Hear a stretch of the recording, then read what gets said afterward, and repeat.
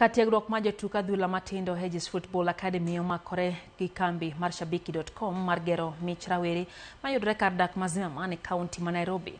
Man chenro mageto gero mich jotugo matindo mantiere kinde higni 7 gi 11. Kokale kambi mar shabiki.com jotugo maromo 10 mawuok e anyuola mayuto gi ne piny osedo thuolo mar riwore gi Aegie's Football Club kara Football Academy ka lek margi en yudo thuolo mar nyiso mich margi kendo donjo e tim maduong' mar Kenya.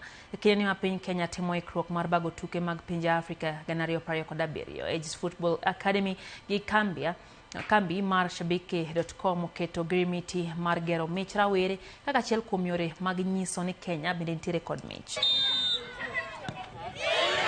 They are here to impress the future because football pays. Out of experience, I played to the highest level in the country.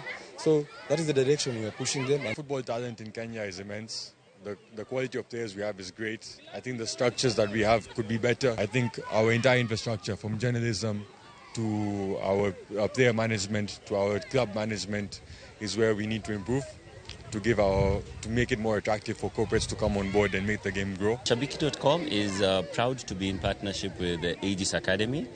Aegie's Academy, who are very keen on nurturing Kenya's future stars.